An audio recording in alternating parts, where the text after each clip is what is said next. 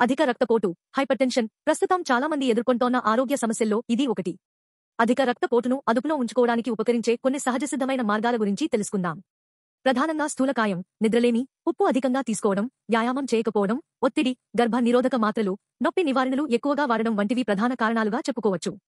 దీనివల్ల గుండెపోటు, కిడ్నీ సమస్యలు వంటి ప్రాణాంతక వ్యాధుల బారిన పడే అవకాశమూ లేకపోలేదు.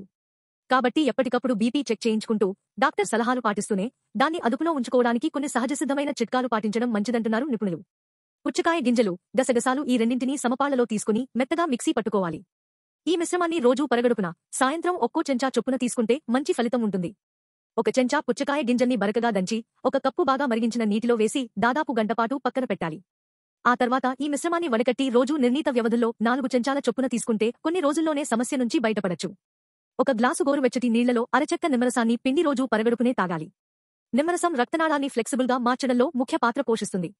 తద్వారా అధిక రక్తపోటు నుంచి బయటపడచ్చు. అయితే నిమ్మరసం మిశ్రమానికి ఉప్పు, చక్కెర వంటివి కలపకపోవడమే ఉత్తమం.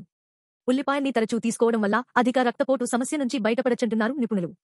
ఇందుకోసం రోజూ చిన్న ఉల్లిపాయ ముక్కను తినడం లేదంటే 1.5 చెంచా చొప్పున ఉల్లిపాయ రసం, తేనెల మిశ్రమాన్ని రోజుకు 2 సార్లు, కనీసం 2 వారాల పాటు తీసుకోవడం వల్ల సమస్య నుంచి ఉపశమనం పొందొచ్చు.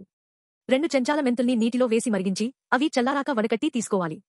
మెంతుల్లో అధికంగా ఉండే పొటాషియం, ఫైబర్ వంటివి అధిక రక్తపోటు నుంచి త్వరిత ఉపశమనం కలిగించడంలో తోడ్పడతాయి.